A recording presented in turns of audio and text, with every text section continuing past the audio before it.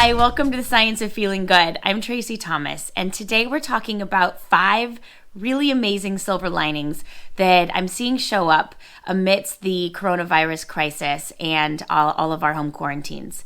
Most of us are focusing on all the things we're missing and all the stuff that we can't do, but if you slow down and look around, you'll find that there's some amazing, beautiful things that would otherwise not have the space to emerge in. And the first one is because of our forced downtime, we are able to experience friends and family in our close world here in a way that we normally can't experience them. We're so busy running around in our frenetic lives, going from obligation to obligation, that we don't have any sense of calm to reflect. And with this forced downtime, we are getting a chance to see our children, our family members, our spouses, our roommates, our loved ones in completely different lights. They're no longer this person that's just kind of there in the room as we're shuffling around, getting shoes and socks on and grabbing backpacks and quickly making dinner and shuffling through our life.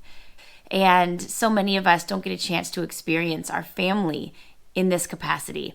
And so this has been a true blessing to get to see the ups and downs of my child's rhythm every single day, and understanding that it's not just after school and on weekends that I get a chance to truly be with her. And the second one is very similar. The second one is allowing that which we run from to emerge into our lives. I know personally that I fill my days with so many activities and so many adventures and so many fun things that are all these active things that I'm doing that I don't have a whole lot of time to truly just sit and reflect. And when I do, it's in like a scheduled meditation session or reading a book before bed. But now with all of this time, I'm able to get a really good look at what it is that I'm trying to cover up with all that scheduling. And what I've found is that there is a discomfort. There's a discomfort with the quietness. And I spent my entire life trying to run from that discomfort. And what's really amazing is with a lot of work and a lot of intention over the last several years, I've been able to get a lot more comfortable with it. But now in this forced downtime, there's no running from it. And it's a beautiful thing to get to know some of our dark shadows of our personality and of our psyche that make us uncomfortable. And so what I found is that it's been a beautiful thing to be able to sit with my eyes closed and feel into the places in my body that come up with pain or with discomfort in these times of calmness, and allow it, open it, turn around and open your arms and run to it. And these are the things that are going to make the rest of your life a lot more full and not feel the need to run from them as we move out of quarantine. Number 3 is to get creative and problem solve. And the number one problem that most of us have is boredom. And so we try to run around and fill our days. But without the ability to run around, we get a chance to be creative inside the house. Like, for example, my daughter was outside in our front yard a couple days ago, and normally she would have been out with friends, or I looked out there and she had grabbed a pole and put a chair on top of a chaise lounge and was like, "Mommy, look, I made a canoe." And it seems so simple that a child would turn random objects into a make-believe something else.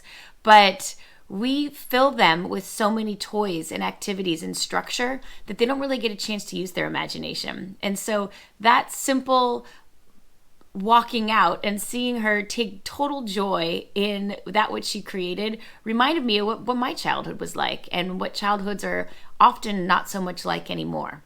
And so this is a beautiful silver lining, to watch kids get creative to problem solve the ultimate problem of boredom.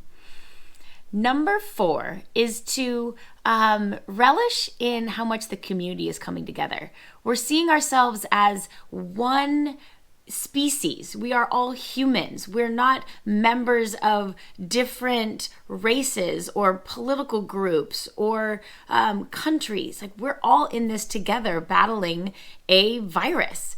And we get a chance to see people appreciating each other and appreciating neighbors. And I could hear a neighbor across the street playing his guitar the other day. And I opened the door and I looked outside and I noticed some other people had opened their doors too. And it's a beautiful thing to be able to connect with neighbors and appreciate what they're contributing to the world. And these are things that we probably wouldn't have noticed before. We'd be too busy doing our own things. So this is a joyful time to really get a chance to feel the neighbors coming together. And there's so many different instances on YouTube of Italy was one of the first ones to start filming this, where people are on their balconies with hundreds of people from other balconies outside listening to them sing opera and play piano. And there's nothing that is more binding than feeling your community all come together for a purpose of love and appreciation. And so make sure that you are keeping your eyes out and feeling the community coming together, because that really is a way to gladden your heart. And lastly, another thing that we can do is surrender. And this is one of the things that we don't really get a chance to do very often, because it's so much easier to fill our days and fill our time with activities. And it helps to push everything down, and we don't really get in the habit of surrendering. And when we can realize that this is completely out of our hands, that there's nothing that we can do out there to change what's going on out there, except we can change what we're doing inside here to make our hearts feel full and our lives feel glad.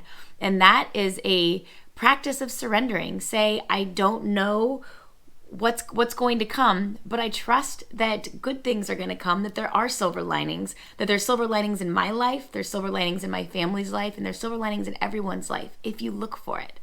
And so by surrendering the external, by surrendering that which we are not necessarily enjoying at the outset, we can trust that all of this is here to reveal something even bigger and better in our lives. And so the more we get in the act of surrendering and in the habit of surrendering, the more that we are not gripping on to all of the details of our life and adding more stress to our day-to-day. And so while we're at home, just close your eyes and feel the letting go. And the more you get into that habit, the more glad your heart will be, and you'll be able to see all the other silver linings. Thank you.